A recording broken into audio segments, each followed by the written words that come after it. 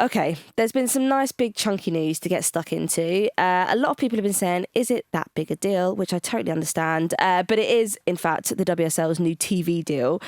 Sky Sports and the BBC have agreed a record 65 million domestic TV rights deal for the next 5 seasons. This new agreement represents a huge increase on the current deal, which is understood to be worth in the region of 7 to 8 million a season.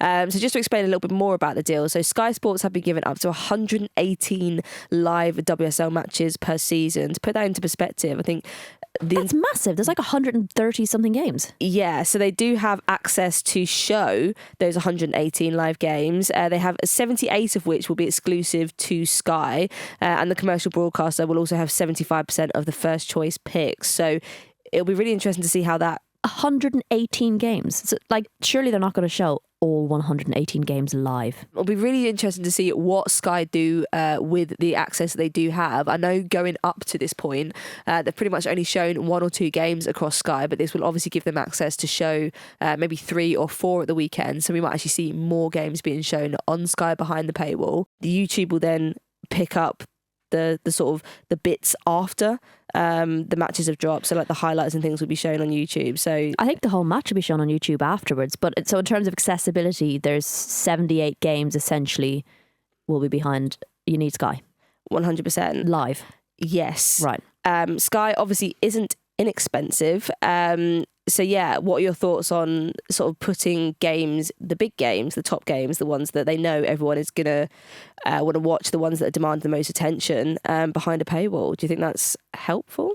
I mean, we've kind of seen the same thing for the past couple of years. So yeah, I mean, I can understand the frustration. I guess with Sky obviously having the bigger chunk of the pie in this deal, it makes it more difficult. I mean, not because it's on the men's game, it's right, but it is what it is in the men's game. So I think it would have taken a lot for a free platform to get exclusive rights to that amount of games. I guess there's, the whole business side of things, return on investment, etc. Definitely. So I can understand that. But I can also understand the frustrations for people not being able to access them live. But at least you'll be able to watch them afterwards, I suppose, on YouTube. 100%. I think you think of all the sort of the production costs that come with showing these games, like the pre and post match shows, the kind of content that happens in the middle of the games, the multi-camera setup. I mean, that all requires... And the game isn't making loads of money yet. 100%. So yeah, it's understandable. Obviously, yeah, it does there are questions raised about the accessibility of something like that, but since it's not Sky Sports and then Amazon and then TNT Sports or BT Sports like the men's game where you have to have multiple subscriptions, and the game needs to be making money. 100%. The BBC has also committed to showing up to 21 matches a season live, 14 of which will be exclusive to BBC television and the remaining 7 will be shared. So there will still be accessibility to those games free to view on the BBC. It's a 5-year contract, which is longer than the previous WSL television rights deal, which was 3 years. Do we think this is a good thing? I'm going to sit my ass on the fence on this one. Yeah, I can see both sides, right? I can understand the concern in that there will be a number of major tournaments within that 5 years, which will potentially impact the value of the game. And you could then be missing out on it being undervalued as part of this longer contract. But at the same time, I can understand the stability that comes from that 5 years and that income, and it allows you to plan longer term more comfortably, knowing that you've definitely got this sorted for the next 5 years. You don't feel like you're every season trying to pull something together, trying to convince people to invest. It's a lot easier to plan longer term if you've got these longer term contracts. So I can see both sides. Yeah, for sure. I think, I was surprised that it was such a long contract. Obviously it will take us past the Euros next summer and also the 2027 World Cup. And I feel like, I think it's no kind of surprise that the major tournaments obviously boost the sort of viewerships. They boost kind of the attraction around the domestic leagues. And it feels like they're sort of hedging their bets on almost kind of maybe there's a kind of balancing act between the value of the league at the moment, the value of the league next year, and the value of what the league could look like in 5 years' time. And you've got to almost like run that risk, I suppose, that it might not be worth 13 mil at the moment, but it might be worth, I don't know, 15, 16, 17. Averages out, doesn't it? It kind of averages out. So I suppose you might be taking a bit of a bonus at the moment whilst the league is where it is. In 5 years' time, it might not look like such a good deal. And then when you go and renew this deal, potentially you've got a better hand to play if you've gotten a lot of more coverage because of these major tournaments. 100%. And I think you also look at the sort of bargaining position, I suppose, of someone like the WPLL, obviously going through a massive stage of transition, just taking over the reins from the FA legally this summer, and then going straight into obviously having to act and run as a private limited company. Funds are far and few between at the moment, while they sort of look at how, you know, they will get more investors in and things like that. But we're at the very initial stages of what the league is going to look like. So I think money at this point is obviously a massive thing, what they want to achieve. So, you know, you look at someone like Sky and the BBC, they probably have slightly a better bargaining position perhaps than the WPLL, but the deal does ensure, at least for the next 5 years, that there is some stability there. With the Barclays sponsorship fee on top of that, this works out in total around 23 million with those broadcast revenues as well. There's also the £20 million interest-free loan from the Premier League to add on, which is still repayable, just to add that. The revenue, I think, that was an interesting thing in talking about the WPLL and how it's going to be set up. The revenue distribution between the clubs at the top two tiers, the ratio, as I understand, is going to be 75% of that is going to sit in the WSL and 25% of that in the Championship. There was a lot of debate, I think, around whether the Championship deserved a bit of a bigger share given where they are at the moment in their kind of development and progression. Understand, obviously, the WSL almost needs to feel like a bit of a leader in how it does things, and it kind of champions and creates a bit of a pathway for the Championship.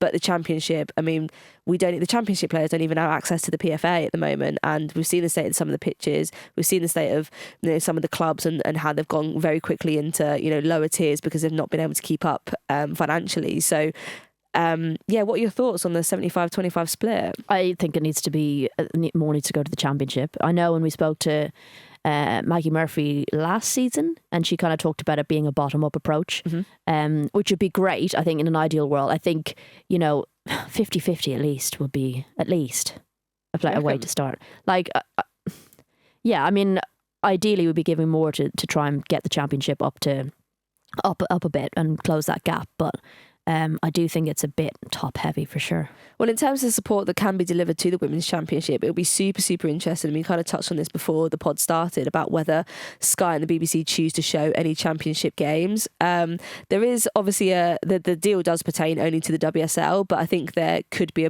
an opportunity and potential, obviously, over the course of the 5 years that the Championship does start to get some more airtime. I think the issue with that, obviously, is that are you going to get those kind of audiences? The other side of that is that if you don't show it, then how are you going to grow those audiences? So, and WSL audiences would have been low when they first started. So it's unfair to benchmark it against current WSL numbers. It should be benchmarking it at when you first started showing the of course it's going to be lower at the beginning. Definitely. And I think the Championship teams also, I mean, some people might say that, well, the logistics and, you know, the sort of stadium setups for the Championship squads aren't there, but, you know, a number of Championship sides do play at their main stadia, and they will obviously have the setups for television viewing. So I think there is opportunities there to include the Championship a lot more.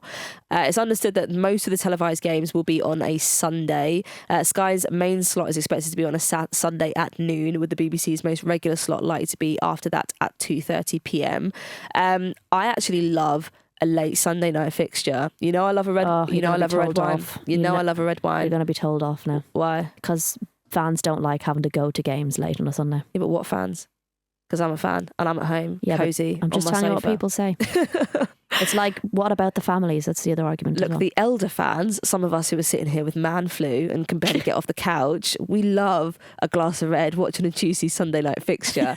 I think it also kind of raises that debate around the balance between getting bums on seats to these stadium games and also obviously trying to increase viewership across YouTube, BBC and also Sky. Balancing act, isn't it? It is a tough one because I feel like a fixture like the Sunday is ripe for a roast dinner, sitting your ass on the couch, having a cozy night in, getting a little bit anxious about Monday and what's to come at work. Whereas it's not a kind of fixture that I feel like at 6:30 I want to be running around Kingsmeadow, especially now the winter's creeping in, freezing my arse off. In terms of bums on seats, when do you think is the sort of best time to try and increase in-person attendances? I don't know, it's hard. Like, there's lots of arguments about times and do we get Friday night? Do we get rid of the Saturday blackout on the 3 o'clock? Could we do that? Like, lots of debate, and I think it's worth trying these things before deciding that they don't work. For sure. You know, we don't know yet. Maybe it will work. Well, what's your favourite time I to do go and watch a enjoy- game if you're not working? Oh, if I'm not, I don't know. I don't do that very often. Yeah, but just if you want to go for fun, when would be your ideal day to go time? I mean, I don't mind a Saturday afternoon kickoff for me, but like I do enjoy a Friday night under the lights. Yeah? Yeah. You can have a couple of beers, got Saturday morning. Like, yeah, it feels like a nice time. But let us know, actually. Let us know when you think, if you could choose any slot to go and actually watch a game, what would it be? And if you could choose any slot to go and actually just sit down and have a nice, like, chilled, relaxing evening watching a game. I've already said it, evening. I'm not going to put words in your mouth. But let us know what your thoughts are. Yeah, because I mean, I'm sure everyone would like a 2 o'clock on a Saturday or whatever. But like, then if every game is on at the same time, are you really expanding it enough to enough eyes, if you know what I mean? The opportunity of having different kickoffs For sure. allows more fans to either go to more games or to at least see more games. Like I did the early kickoff on Sunday and I was almost, but normally I'd get home then in time for the evening kickoff. Definitely. While watching the others on the train home with patchy Wi-Fi. But also taking into account that a lot of people who actually go and see maybe have football commitments themselves. Exactly. And might even have a game or two that they need to play to contend with actually watching the games as well. So yeah, definitely let us know. I'd love to do a bit of a poll on that.